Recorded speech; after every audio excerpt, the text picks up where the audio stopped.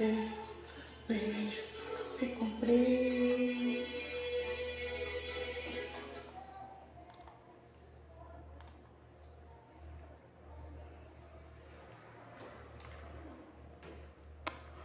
Oi, oi. Dá pra me ouvir? Tá dando pra me ouvir? Eu tô testando o microfone, né? Vocês sabem. Vamos ver. Se não funcionar, tem o fone aqui, eu dou um jeito. Tá funcionando, gente? O som? Tá? Então tá bom. Vocês sabem que eu sou... Então tá ótimo. Vamos fazer nosso combinado, então. Dúvidas lá na interrogação, no final a gente conversa, tá? Eu vou... Vocês escrevem aqui, aí eu fico voltando, aí ele fica travando, fecha a live. Então, pra gente dar continuidade, se vocês tiverem uma pergunta, na hora eu tô falando alguma coisa, faz sentido, coloca lá na interrogação, no final a gente conversa, tá? Quem assistiu a aula que eu postei ontem? Se você assistiu, não vai ser a mesma coisa, porque aquela Cristiane não é a mesma, tá? Então, vou compartilhar com vocês minha visão 2024 de maravilhamento. Na verdade, a gente vai falar mais sobre maravilhamento, porque o maravilhamento estimula a curiosidade, tá? Vamos fazer oração, né? Que é praxe nosso aqui. Vamos começar orando, né? Querido Deus e Pai, em nome de Jesus, nós viemos aqui no Teu altar pedir a Tua graça, a Tua direção, naquilo, Senhor, que o Senhor já tem ministrado no meu coração, que eu possa, Pai, compartilhar com essas mães e que isso possa resultar em transformação e mudança em suas casas. É o que eu te peço, que o Senhor nos conduza nessa hora, em nome de Jesus, amém. Tá bom? Então vamos lá. Então a gente vai falar sobre maravilhamento. Nós estamos numa série sobre princípios clássicos pedagógicos. Quando a gente fala de educação clássica, a gente tem que pensar na pedagogia, né? A pedagogia é o que norteia toda a nossa educação. Agora, como que a gente vai ensinar classicamente se nós fomos ensinadas de forma progressista? Normalmente, esse é o nosso molde. Se esse é o nosso molde, a gente tem a tendência a moldar como fomos moldadas. Então, essas aulas servem para isso, para que esse molde seja questionado, esse molde que a gente carrega, né? E que haja transformação. Vocês viram aí o relato da Gaia ontem, né? A gente tem uma parceria, ela dá aula usando meus livros, mas ela percebeu ontem que quando ela deu aquele comando para o menino, um comando com amor, de forma compassiva, né? A gente, quem é professor, quem é pai, mãe, educadora, a gente não precisa ser grosseiro e nem rude, mas a gente precisa ter uma voz de comando, né? Isso passa segurança para a criança. Ela percebe que ela tem alguém por ela, tem alguém que está estudando, que está planejando, que aquela aula ela pode ter segurança naquilo. Então, é importante. Vejam como que é uma coisa simples, mas que faz toda a diferença na questão pedagógica, né? De um currículo que funcionou por milênios, como os Bluedorn chama, né? É o currículo de 6.000 anos. Concordo com os Bluedorn, tá? Então, por que não usar? Por que não pensar sobre essas coisas, tá? Então, a gente vai falar sobre maravilhamento e curiosidade, muito mais sobre maravilhamento do que sobre curiosidade, porque uma coisa puxa a outra, tá? Então vamos lá. A primeira coisa que eu fiz, eu fui pesquisar a palavra etimologicamente, o que significa maravilhamento, tá? Então primeiro eu procurei em inglês. Em inglês, essa palavra é wonder, tá? Ela significa aquela emoção que é despertada pela novidade, ou pela apresentação à vista ou à mente de algo novo, incomum, estranho, grande, extraordinário ou não bem compreendido. Algo que prende a atenção pela sua novidade, grandiosidade ou inexplicabilidade. Tá? Isso aqui é a tradução, a explicação do Webster 1828. Para wonder, que é maravilhamento em inglês. Aí fui para o nosso amigo Caldas Olete, online, né? O nosso grande amigo Caldas Aulete, e o que ele fala? Ele diz que maravilhamento é encher-se de admiração, de pasmo, de espanto, sentir pasmar ou admiração. Então, uma grande admiração. Não é algo que eu sentia até 2017. Quando eu comecei a educar as meninas em casa, eu comecei a ser despertada para essas coisas, tá? Eu não sei se foi assim com vocês. Depois vocês me escrevam aí na interrogação para a gente conversar um pouco, tá? Então, sem maravilhamento não há educação. Então, esse pasmar, esse admirar, esse contemplar, ele deve acontecer para que haja educação, tá? Aí fica a minha pergunta, você sente maravilhamento? Você já sentiu? Eu já senti algumas vezes.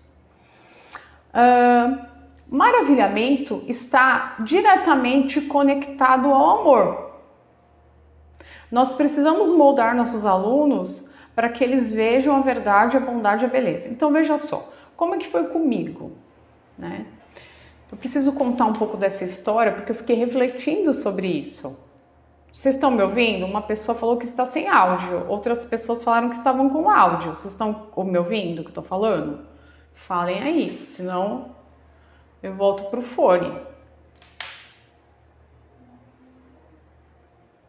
Tá tudo bem? Estão me ouvindo? Porque eu testei no começo, vocês estão sem áudio? Escreve pra mim, estão me ouvindo? Então tá, desculpa, então vamos lá. Então vocês imaginam o seguinte, eu fui pra escola, frequentei a escola, fui fazer escola técnica, depois fui fazer faculdade, né? Eu sempre li a Bíblia, sempre. Mas quando eu comecei a entender sobre educação, que eu mergulhei, comecei a estudar, eu comecei a perceber que eu era uma pessoa muito embrutecida, uma mulher embrutecida. Eu não sabia admirar coisas. Por exemplo, eu nunca gostei de ganhar flores. Hoje, eu penso, eu falo, puxa, a gente vai, por exemplo, na Páscoa, vai ter a Páscoa. Eu falei com a Rafa, vamos fazer um arranjo, né, para Páscoa e vamos comprar umas flores pra gente pôr num vaso, para colocar na mesa. Isso não era algo, eu não tinha isso, tá? Isso faz parte do maravilhamento. Então, tá vendo? Tá ligado aos amores. Para quem leu 1924, eu falei disso no vídeo que eu indiquei ontem, 1984, do Orwell, a gente percebe ali um embrutecimento. E a modernidade trouxe isso, esse embrutecimento. Se a gente olhar para a arquitetura, a gente vê uma coisa fria. As escolas antigamente, mesmo as escolas de uma sala só, né, que tinha muito nos Estados Unidos, as escolas que eram todos juntos numa única sala, normalmente eles faziam até em igrejas. Era um ambiente mais acolhedor.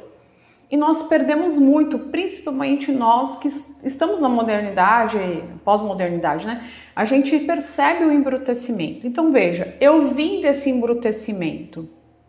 Eu não gostava, achava bobagem ganhar flor, por exemplo. Achava bobagem ter um quadro. Isso tudo faz parte desse embrutecimento. E nesse ambiente, nessa cultura, nesse molde embrutecido, não há maravilhamento.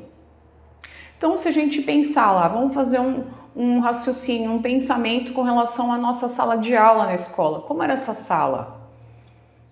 Tinha escritos, tinha quadros, tinha algum escrito, um dito de alguém interessante, bonito na parede. Não, era tudo muito cinza, sem graça. Então isso vai tornando o aluno praticamente um robô. Eu falei disso nas outras aulas, vocês percebam que tudo está interconectado, né? Quando a gente fala de o aprendizado incorporado. Casa aqui. Tudo está moldando. E o maravilhamento, ele só pode acontecer, ele está totalmente conectado ao amor. Então eu vou falar para vocês que eu era bem embrutecida, né? Eu não conseguia olhar para o céu, eu morava numa cidade que tinha muita poluição, então não tinha nem acesso ao céu, eram muitos prédios, sempre estava muito nublado, muito poluído, não conseguia. Quando eu mudei para o interior, eu comecei a admirar o céu. Através de um texto, não me recordo agora, eu aprendi que pôr do sol era arrebol, um sinônimo, né? E aí eu falava, olha que lindo arrebol, eu sempre postava nos meus stories. Porque o meu pôr do sol aqui é muito bonito, às vezes é lilás, às vezes é roxo, às vezes é laranja. E eu não tinha isso. Então, o maravilhamento, ele acontece nesse ambiente de amor.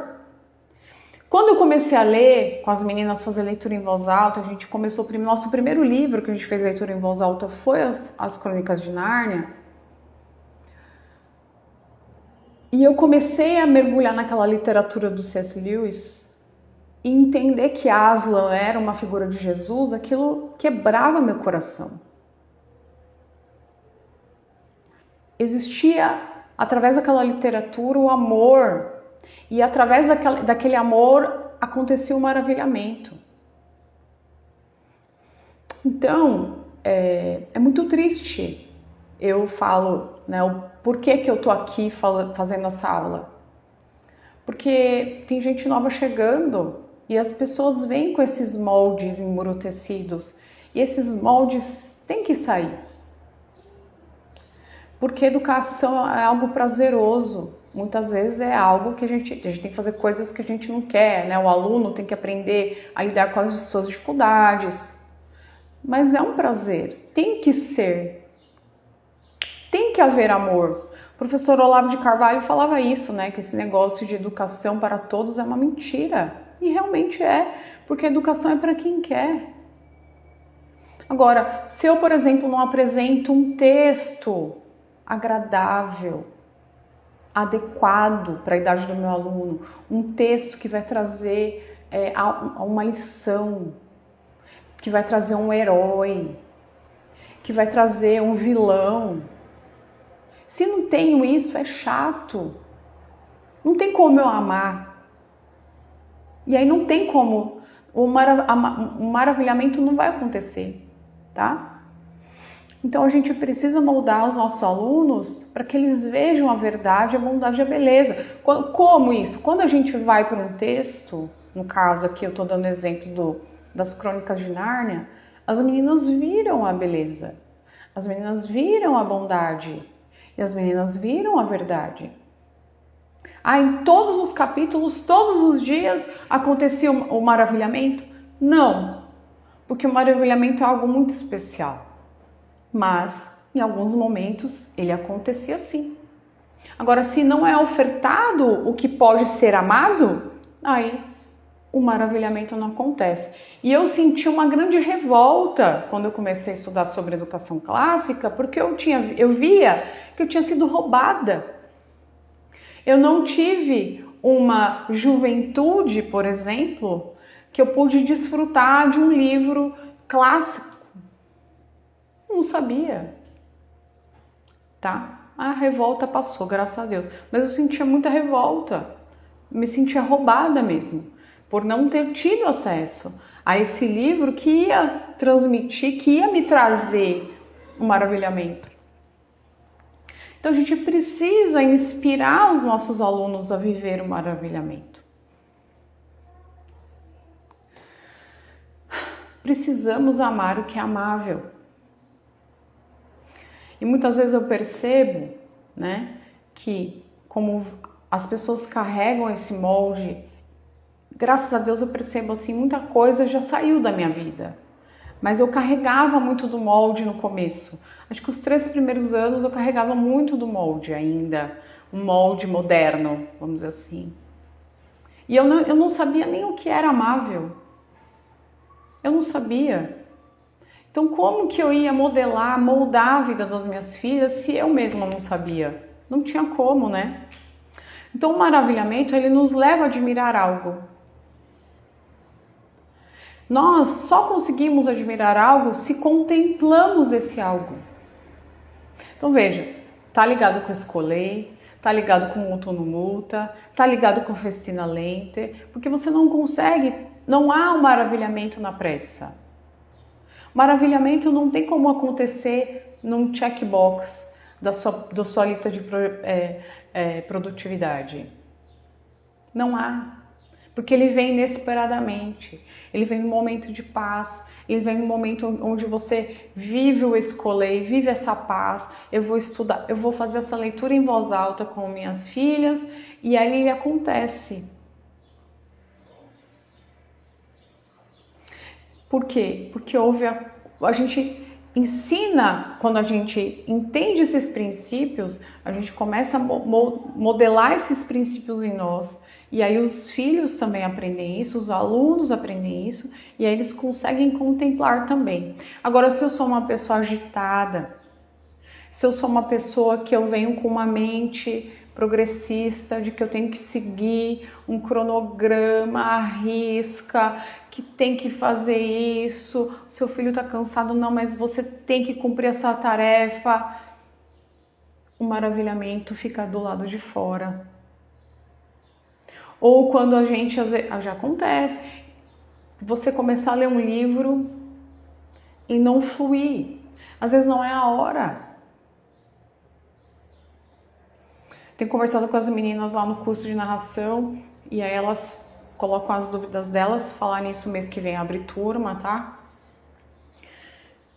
E às vezes aquele livro não está adequado ainda, mas a gente vai chegar lá. Mas perceba como esse molde muitas vezes impede da verdadeira educação acontecer. Porque aí quando há um maravilhamento, há curiosidade. Se não há contemplação, não há maravilhamento. Porque o maravilhamento acontece quando eu contemplo algo. E esse algo que eu contemplo é belo. Eu não consigo contemplar. Você imagina, você vê, eu não assisto jornal. Mas às vezes você liga o jornal. Às vezes acontece, meu marido assiste, aí eu falo, não dá, pra mim não dá, porque você não consegue contemplar o que é feio. Quando você tá rodeando a sua vida daquilo que é belo, que é verdadeiro, o que é feio, o que é a mentira, você não quer.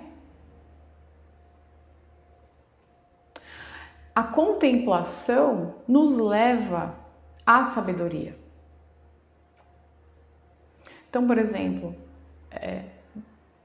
quem assistiu às outras aulas sabe, então a gente está falando aqui de Festina Lenta, tem que ter, é com pressa? Dá para contemplar com pressa? Vamos supor, você pega um quadro, aí você pede para o seu filho, vamos fazer, filho, o que tem nesse quadro? Como é que estão as luzes? Onde está a sombra? Quem é o personagem principal desse quadro? Quais as cores o pintor usou? Por que será que ele usou? Aonde é essa pintura? No campo? Onde que é, filho? Dá para fazer isso com pressa? Não dá. Contemplar leva tempo.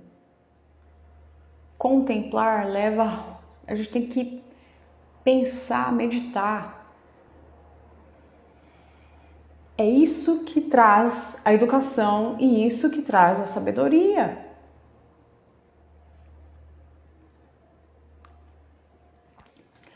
Aí eu vou fazer algumas perguntas. Vocês sabem que eu amo o discurso socrático, né? Então tem que fazer essas perguntas. Se você tá com papel, anota. Depois responde, pensa sobre essas perguntas. Tudo virou uma rotina? A sua aula. Você tem lá a sua sequência de aula, aí você marca no tempo. Às vezes eu recebo perguntas das pessoas falando para mim, porque eu fiz essas perguntas em 2017. Quanto tempo dar a aula de matemática? Quanto tempo para a aula de português? Isso é um molde moderno, tá? Virou uma rotina? Você só está preocupada em fez, leu. Somos professores apáticos? Ou a gente tem essa... Ai, vamos ler agora um texto bíblico. O que esse texto fala? A gente está lendo Atos, eu e a Rafa, e aí a gente fica, né? Meu Deus, aconteceu isso. Pedro recebeu uma visão para visitar o romano, esqueci o nome dele agora. E ele tá orando, e aí porque ele tá orando, ele precisa de uma direção. E aí Deus mandou uma visão para Pedro ir lá e falar: não amaldiçoa o que eu abençoei. Não dá para fazer isso correndo. A gente tá apático. Vocês estão? A gente precisa se perguntar. A minha aula, essa coisa mecânica. As aulas se tornaram chatas. Eu acho que tudo isso está relacionado a esses ritmos. Porque o ritmo, ele dá esse encaminhamento para o maravilhamento ou para a chatice. A gente perdeu o senso do natural. A gente não sabe contemplar o céu, não sabe observar uma planta, uma flor, as cores. Eu não fui ensinada a fazer isso. Tive que estudar Charlotte Mason, que Charlotte fala muito disso, né? Da apreciação da natureza. E olhar, e ver a textura, e cor. A gente perdeu essa capacidade de contemplação. Como é o nosso molde de maravilhamento? Qual é o nosso molde? Você vai ler a Bíblia, falei isso no pessoal da minha igreja esse fim de semana. Você vai ler a Bíblia, eu não consigo, tá? Pegar um devocional e fazer devocional dos outros. Eu não consigo, eu já fiz, mas hoje eu não consigo mais. Por quê? Porque eu quero descobrir a palavra pela palavra. O que Deus está falando comigo? Eu não quero seguir o molde de ninguém, eu quero seguir aquilo, eu quero ler o texto, eu quero entrar e mergulhar no texto. Não consigo, e não dá para fazer isso de rápido. É um caminhar. A questão das telas, elas moldam para que a gente tenha um ritmo acelerado. A gente quer que Deus, eu quero me responde isso agora, rápido. Não é assim, as coisas com Deus não são assim. Até porque eu acho que a gente não tem capacidade para compreender. Então tem que ser aos poucos, eu vejo isso comigo, tá? Eu sou assim. Tem que ser aos poucos, progressivamente, todo dia, às vezes é um versículo por dia. E ainda eu fiquei pensando, eu preciso escrever o versículo e espalhar pela casa para eu meditar, porque senão vai ficar lá, eu vejo só de manhã e fica esquecido no meu caderno. Como é que eu vou me maravilhar se eu não penso sobre aquilo, se eu não contemplo aquilo? Eu tenho que contemplar, tem que estar na minha vista o tempo todo. Sabe, a gente tem que tomar muito cuidado com esse negócio da tela, isso molda a nossa mente. Esse mundo frenético que a gente vive, todo mundo agitado, mal, né? A gente vê os jovens escrevem correndo, tudo é correndo, fala correndo, às vezes nem entende o que falou. Por quê? Porque esse molde. E aí não vai acontecer um maravilhamento, porque o maravilhamento ele demanda tempo. E olha só. Aí fica a dica do curso de fundamentos, meu curso de fundamentos. Os alunos precisam ver o maravilhamento em nós. Se as minhas filhas não me veem lendo a Bíblia, e a hora que eu vou ler a Bíblia, gente, é um escândalo, porque é 3 Bíblias, um dicionário, né, do Young, acho que é Young, acho que é isso. O caderno, o estojo, mais o celular que tem o Webster 1828, e aí às vezes é um versículo, e eu fico lá. Aí às vezes eu descubro alguma coisa, um maravilhamento, eu comento com elas. Olha, eu li isso. Por exemplo, estou estudando Joel 2, depois eu vou ler para vocês. E aí ele fala da chuva serôdia, que essa minha tradução aqui não fala outra coisa. A chuva serôdia. Eu falei, o que é serôdia? Aí eu fui. Ah, é a chuva tardia. É uma chuva que ela normalmente não acontece. Mas Deus, aqui o texto fala que Deus vai mandar essa chuva. E porque ele manda essa chuva, a minha eira, aí o que é eira? Aí vai, procura o que é eira. Eira é onde seca os grãos. E aí fala que as eiras se encherão de trigo. Então, quer dizer, aquela chuva vai permitir que a minha plantação seja próspera, que vai ter muito trigo na minha eira para secar. Dá para fazer isso correndo? Não dá. Não dá para fazer correndo. Agora, se minhas filhas não me veem assim, como que eu posso cobrar delas? Eu viro uma baita de uma hipócrita. E a gente tem que tomar cuidado para não virar hipócrita. Sertilanges disse que tanto o poeta quanto o filósofo se preocupam com o maravilhamento. Vocês imaginam, eu estou lendo a biografia dos Brontë. Agora, eu até esqueci de falar, né? Porque eu sempre comentava nos stories. A Charlotte começou a escrever Jane Eyre. Eu tinha lido uma versão aqui do Brasil, de Jane Eyre, acho que é da Martine Claret. A tradutora disse que ela escreveu com 18 anos. Não, nessa biografia diz que ela escreveu com 30 anos, Jane Eyre. E foi bem rápido. Mas ela teve toda uma vida de escrita, desde criança. Tem até umas histórias muito doidas, assim, que eles escreviam nos papeizinhos pequenininhos, faziam a letrinha minúscula, todos eles escreviam. Charlotte, a Anne e a Emily. E o Branwell, que era o irmão. Todos escreviam. Só que Charlotte era pobre, né? O pai era pastor. E ela decidiu começar a escrever, porque ela era tutora, preceptora. E ela, na verdade, gostava de escrever, a paixão dela, e elas escreveram um livro de poemas. Mas a Charlotte era mais de prosa. Quem era muito boa de poesia era a Emily. E lançaram, mas não vendeu muito, mas acendeu a chama no coração dela e ela começou a colocar ela e as irmãs para escrever. E aí você vê a Emily, por exemplo. A Emily era poetisa.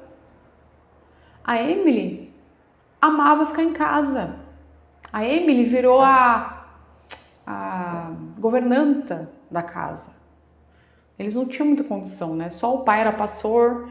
Então a Charlotte saiu para dar aula, a Anne também, a Emily ficou em casa, a serviçal morreu, que cuidava da casa, e ela ficou. Mas ela gostava de ficar em casa. Por quê? Porque com certeza ela tinha essa questão do maravilhamento. Escreveu vários poemas sobre natureza e fez isso desde criança. Então não é algo assim, não é um estralar de dedos, é uma oferta de bons livros, é uma oferta de boas conversas, é uma oferta daquilo que é amável, daquilo que é verdadeiro, daquilo que é belo, para a construção do maravilhamento. Por que o filósofo, né, se preocupa? Porque também é a pessoa que está pensando. Não é o que está ali imediatamente à vista. Isso é uma caneta, marca-texto. Não. Eles estão pensando em coisas que estão além, estão acima do que é o ordinário comum. C.S. Lewis disse que a educação não se relacionava com cortar as florestas e sim irrigar os desertos. Ele falou isso na Abolição do Homem. A Abolição do Homem é um livro dificílimo de se ler, mas que é importante ler, tá? Eu já li, preciso reler. Então, não é sobre cortar a árvore da floresta, é irrigar esse deserto. Eu sentia isso. Quando eu comecei a estudar sobre educação, eu sentia que a minha vida era seca. Que eu gastei anos da minha vida sem ler um livro que prestasse clássico. Eu achava que literatura era mentira, não valia a pena ler. Eu gostava de ler livro, sempre li muito, mas lia muito livro técnico, sabe? Então a gente não pode deixar os nossos filhos assim, né? A gente precisa dessas ofertas, precisa irrigar esses desertos. E se eles não vêm com esses vícios, ou se eles são novinhos, olha que lindo trabalho que dá para fazer. E se não são novinhos, ainda dá tempo de fazer. Dá para irrigar, dá para tirar a sequidão, dá. Tem tempo. Então, o cultivo dos afetos. Cultivar é um molde. Se eu tenho bons hábitos, né? As crianças vão ver. Vale mais do que o que eu falo, mas como eu ajo, elas vão ver. E eu percebo, por exemplo, as meninas agora, como elas me veem fazendo isso, né? Por exemplo, buscando na palavra de Deus, orando, lendo boas literaturas, estudando, isso molda o comportamento delas. Então eu vejo a Isabela, por exemplo, Isabela é uma menina super responsável. Ela tá lendo Frankenstein e ela tá gostando. Eu gostei de Frankenstein. Eu falei, filha, é bom, tem umas lições muito doidas lá, preste atenção. Ela tá gostando. Mas eu gosto do jeito que a Shelley escreveu. É instigante, não dá vontade de parar. Quer dizer, estou cultivando o que? Os amores dela. Ela gosta de literatura. Ela pensa sobre o que ela está lendo. Ela tira as lições. Quais afetos meu aluno cultiva? Quais afetos eu cultivo? Quais afetos você cultiva? Meu aluno não é um robô. Quando o C.S. Lewis falou essa questão do deserto, é isso, sabe? Esse embrutecimento que eu falei no começo da aula. Eu era uma bruta. Não conseguia, eu falava, meu Deus, quando a gente começou a ler as Crônicas de Nárnia, aquilo ali foi como se fosse mesmo um irrigar de Deus, derramando um óleo fresco, sabe? Na minha alma, deixar de ser tão dura, para deixar de ser tão, diria até assim, uma pessoa desinteressante, uma pessoa preto no branco, sabe? Que não sabia apreciar nada. Não sabia assim, vou fazer um arranjo na minha mesa. Bruta! E a gente vê isso tanto hoje, as mulheres perdendo sua feminilidade, que é a coisa mais linda que Deus colocou dentro da mulher. É o que dá graça numa casa. É o que dá graça muitas vezes na vida das crianças. Todo o senso de organização. São as mães que colocam isso. De apreciar o belo. Nossos filhos não são robôs. Eu me senti muitos anos, essa revolta que eu tive quando eu comecei a estudar, eu ficava muito brava porque eu pensava, eu fui roubada. Não conhecia nada de arte, não sabia nada de literatura. Tinha lido Machado de Assis, não sabia fazer uma análise, não sabia o que o Machado quis me dizer, não o que eu quis ouvir, o que o Machado quis dizer. Não tinha isso. Limitada, pobre, intelectualmente pobre, muito pobre, sabe? Então, tudo começa no coração. Esse embrutecimento, na verdade, ele acontece para que o homem vire um robô. Vocês imaginam? Só o homem consegue fazer um poema. A inteligência artificial até pode fazer, mas ela vai fazer baseada no que os homens fizeram. Tem uns poemas da Emily, no livro que eu tô lendo, né? Belíssimos os poemas, assim. Ela fala de salvação, o pai era pastor, né? Fala de salvação, fala da natureza. Belíssimos. Não dá para um robô fazer um poema. Um robô não tem maravilhamento, não se maravilha com nada. Deus colocou essa capacidade dentro do homem. E para que isso? Para que tudo tem um porquê, tá, gente? Para que esse embrutecimento? Porque as virtudes são trabalhadas no coração do homem. Então, por exemplo, se uma criança não tem acesso, um livro que a gente leu que eu amei, a gente leu em voz alta, eu amei, foi Volta ao Mundo em 80 Dias, do Júlio Verne. Eu amei aquele livro. Por quê? Porque aquele livro fala de um homem, que é o Mr. Frog, né? Fogg, que ele era um homem que tinha senso de dever. Ele ia perder, ele fez uma aposta, né, para dar a volta ao mundo, mas no momento que ele está viajando, aparecem coisas que ele precisa fazer como um homem. Ele precisa ajudar pessoas. Ele larga a viagem e ajuda as pessoas. Com senso de dever. Não tem emoção, ele é um cara bem estoico, assim. Mas ele vai e ajuda as pessoas, salva as pessoas e continua a sua viagem. Então aquilo me deu uma lição tão grande de senso de dever, né? De ser um homem. Então, se a criança não tem acesso a esse tipo de amores, de uma boa literatura, como que ela vai? A alma dela fica adormecida. Ela não tem um exemplo. Isso faz tempo, tá? Que a gente leu esse livro. Faz tempo, uns 3, 4 anos já. Mas aquilo me marcou e eu sou uma mulher adulta. Então aquilo, eu fiquei maravilhada com aquela história. Aquele homem me ensinou. Aquilo ensina um menino o que é ser honrado, o que é ter senso de dever, de fazer o certo. Mesmo correndo o risco de perder o dinheiro de sua fortuna, porque ele apostou. Ele falou, não, eu vou fazer isso. Aquela pessoa, se eu não fizer isso, aquela pessoa vai morrer. Isso o menino aprende. A menina aprende o quê? Eu, quando for procurar uma pessoa, quando eu for me casar, eu gostaria que meu marido fosse assim. Há um maravilhamento. E o maravilhamento trabalha na virtude, no coração. Agora, se o aluno não tem esse tipo de contato com aquilo que é amável, que é verdadeiro, então é nisso que eu me senti roubada. Porque eu não tive. Eu não tive em quem me inspirar, não tive quem me maravilhar. Por exemplo, Jane Eyre. Não, excelente livro para adolescentes. Excelente.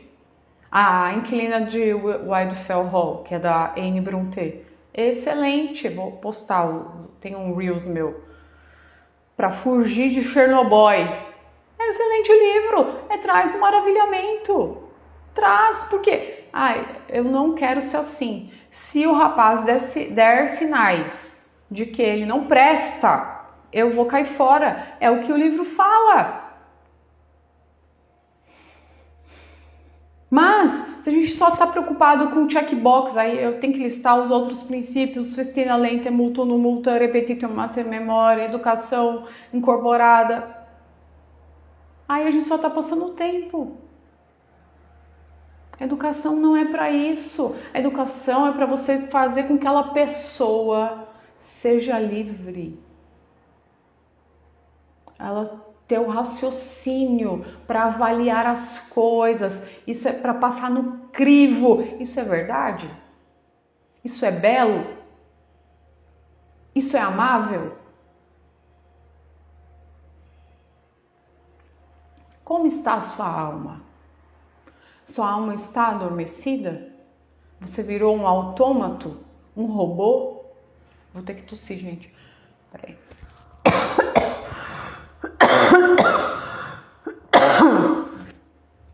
Desculpa, eu vou beber água também.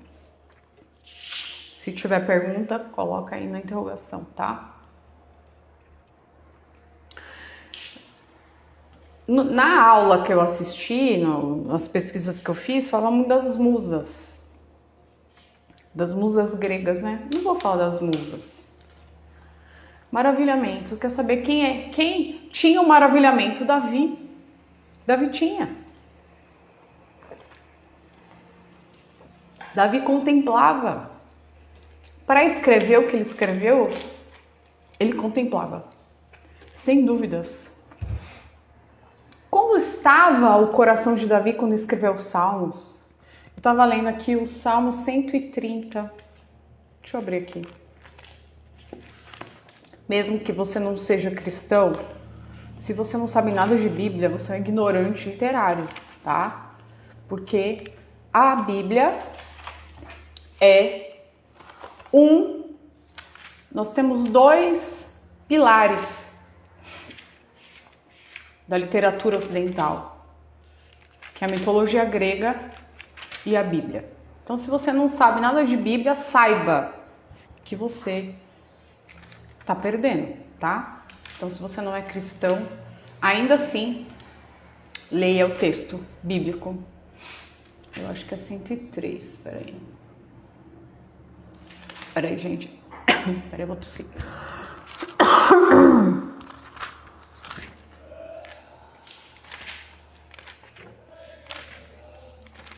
Aqui, ó. Vou ler.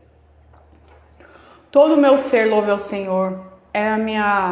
Essa tradução aqui é a Nova Versão Transformadora, tá? Todo o meu ser louve ao Senhor, louvarei seu santo nome de todo o coração. Todo o meu ser louve o Senhor, que eu jamais me esqueça de suas bênçãos. Ele perdoa todos os meus pecados e cura todas as minhas doenças. Ele me resgata da morte, me coroa de amor e misericórdia. Ele enche minha vida de coisas boas, com minha juventude renovada como é a águia. Como que uma pessoa escreve isso sem maravilhamento? Não escreve. Não escreve. Então não vou falar das musas. Vou falar no exemplo Davi. Certamente Davi tinha uma vida contemplativa. Por que Davi foi ser pastor de ovelhas? Ele ficava sozinho lá, pastoreando. E não ficava à toa, ele ficava ali, contemplando a paisagem. E dentro do que ele contemplava a paisagem, ele via Deus. E aí ele falava com Deus, aí ele cantava para o Senhor.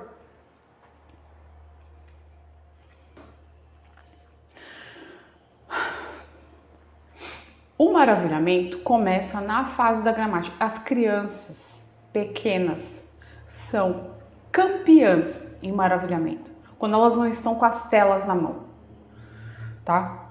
Então controle isso. Quando as crianças têm uma capacidade de se maravilhar, pega uma flor, bebê, né, bem pequenininha, eu lembro que a Isa comia flor, bonito, tinha dente de leão, ela soprava e voava, e ela estava maravilhada, eu lembro disso. Pegava uma plantinha e olhava, e observava. Eu falava, que cor é essa? Sabe? As crianças são campeãs. Quando elas não estão viciadas em telas, elas são campeãs em se maravilhar. Porque Deus colocou isso dentro do ser humano. Esse início vai inspirar todo o caminho do Trivium. Então, quando a gente começa na fase da gramática pequenininho, se acostuma. Por quê? Porque está cercado desses amores. Esses amores estão modulados do que é dentro da verdade, daquilo que é agradável, daquilo que vale a pena ser contemplado. O aluno deve aprender a amar o mundo natural. Isso a gente começa lá quando é pequenininho. Eu falo disso no curso de narração também, para os pequenininhos, né? Porque os pequenininhos não narram. Mas a mãe pode fazer coisas que vai treinando. Então vocês percebem, gente, educação clássica é um bolo só. Aqui a gente está falando de maravilhamento, mas entra escolher, entra oficina lenta, entra multo no multo, entra tudo isso. Sai desse universo, dessa mentalidade. E minha oração é essa, que haja uma metanoia, uma transformação de mente, para sair dessa coisa acelerada, dessa visão autômata, robótica, que não é de Deus. Sai disso, saia. Eu saí, eu era assim. Eu era horário, isso, vai fazer isso. No começo era até muito rígida. Pra quê? Isso afasta a educação. Isso é tudo menos educação. Como Cris, tá, você tá falando, é tudo muito filosófico, tá? Mas eu gosto sempre de falar do que foi comigo para exemplificar e para contextualizar o que fazer. Então, o que fazer? Andar na natureza, fazer caminhada, trilha, com os pequenininhos e mesmo no jardim. Olha a planta, tira a folha, leva para casa, põe na folha, pinta, cola. Tudo isso a criança ela tá exercitando tanta coisa, inclusive o maravilhamento. Textura, cor, tamanho, né? Você pode dá até para trabalhar matemática, tá? Mas isso é tudo um treino, é um molde do maravilhamento. Ler bons livros, fundamental, né? Fundamental. Revisitar nossos primeiros amores. Por exemplo, eu preciso ler Jane Eyre, porque Jane Eyre é o meu livro favorito, é um dos livros que eu fiz análise. Infelizmente eu não tenho tido tempo de fazer análise, eu amo fazer análise. Fazer análise dos livros me tirou muito do analfabetismo, muito mesmo. Que mais? Se cercar de pessoas que também amem o maravilhamento. Isso é muito difícil, eu acho que a gente tem uma responsabilidade. Nós que estamos aqui, nós temos uma responsabilidade de levar isso para as nossas igrejas. As mães estão embrutecidas. As mães não sabem. Elas estão autômatas, elas estão robóticas. Tanto é que elas estão largando os filhos nas telas. É mais fácil, mas não é porque as mães são ruins, não. É porque elas não sabem. Então, às vezes, abrir um grupo, vamos conversar sobre coisas de mãe. As mais velhas ensinando as mais novas. Quem dera eu ter ouvido isso quando Isabela era bebê. Quem dera eu, gente. E hoje a gente tem tanta coisa, tanta informação, né? Atividade com coordenação grossa, coordenação fina. Eu não sabia nada. Muitas vezes eu olhava assim, meu Deus, um desafio tão grande de lidar com a minha filha, porque Isabela era fogueta quando era bebê, sabe? Muito agitada, muito sabida. E eu mesma falava, meu Deus, é um desafio, eu não sei fazer, eu não sei lidar com essa criança. Claro, gente, é um robô, eu era um robô. Mentalidade totalmente, vou trabalhar fora, eu quero ganhar dinheiro, não sei o quê. Aí você lida com um ser humano, cheio de capacidade, o cérebro a 1000 por hora para querer aprender. Eu fico desesperada, eu vejo mãe de criança pequena, eu fico desesperada, porque eu queria que alguém tivesse tido misericórdia da minha alma e falado o que eu tô falando aqui pra mim. Então, vocês estão ouvindo isso? A gente tem uma responsabilidade. Porque isso foi roubado da igreja, do povo da Bíblia, do povo do livro preto, foi roubado.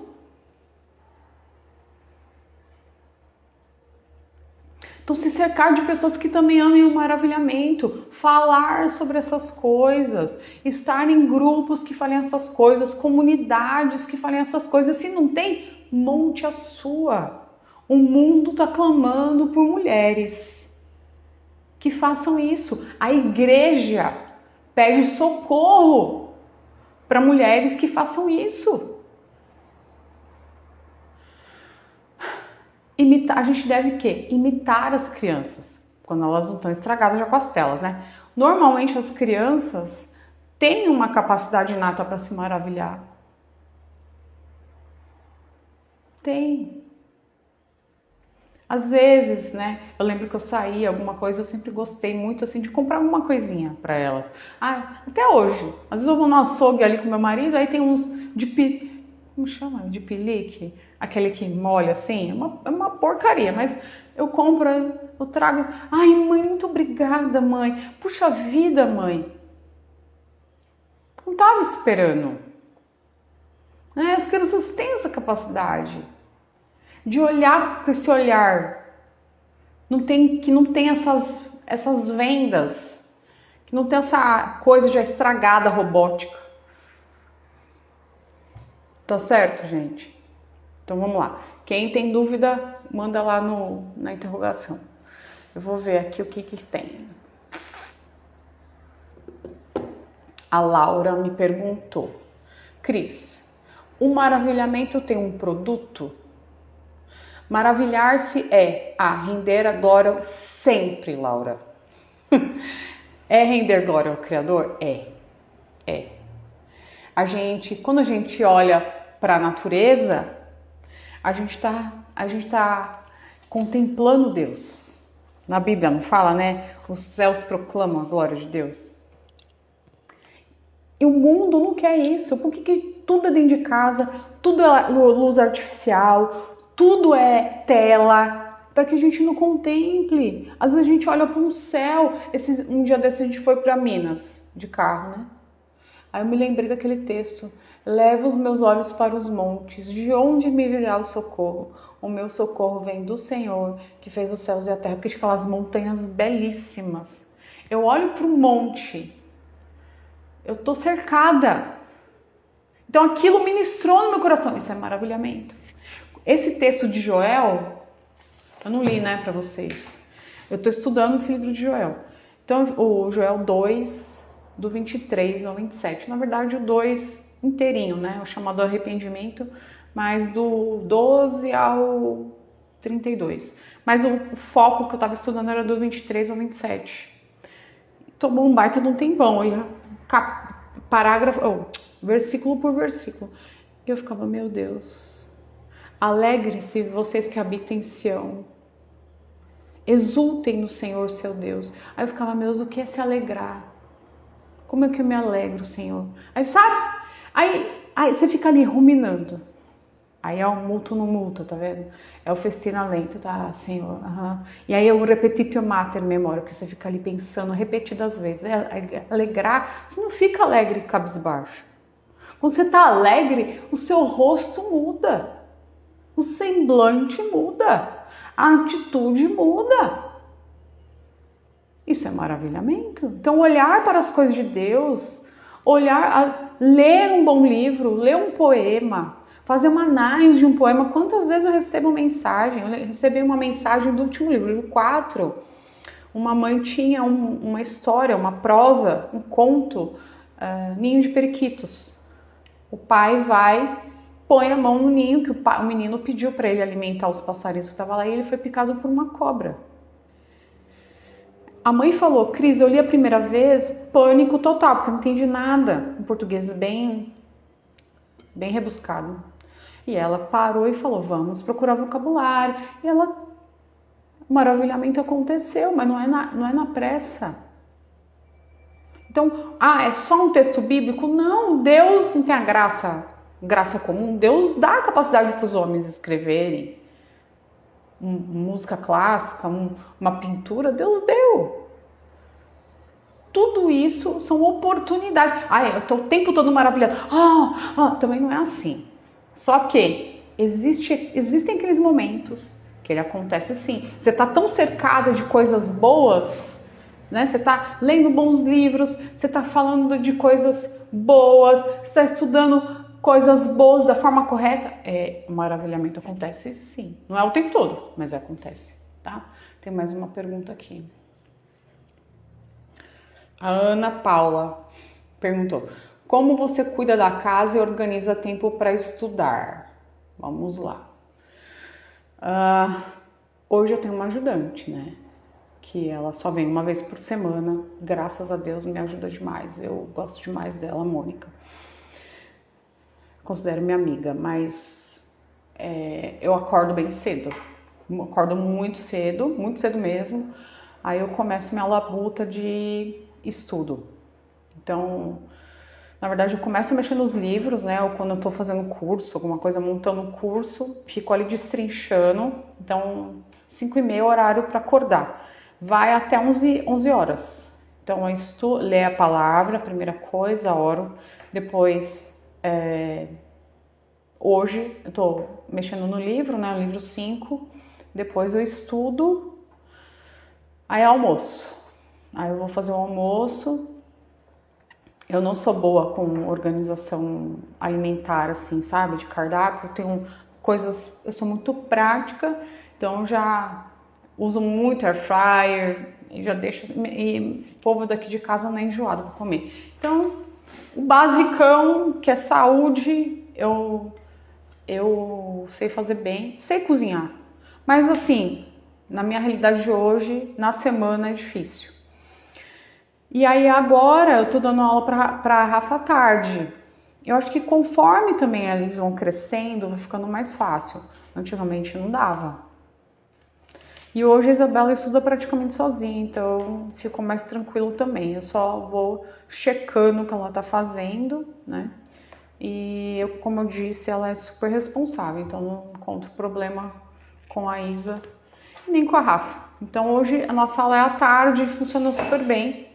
Quando dá umas 4 horas, a gente encerra, aí vai descansar, vai assistir alguma coisa na televisão, alguma série, algum filme. Aí já é correria, já pra começo de noite a gente dorme cedo. Elas dormem cedo, eu também dormo cedo porque acordo cedo. Mas o meu dia, eu já fui muito de dormir tarde e me faz mal.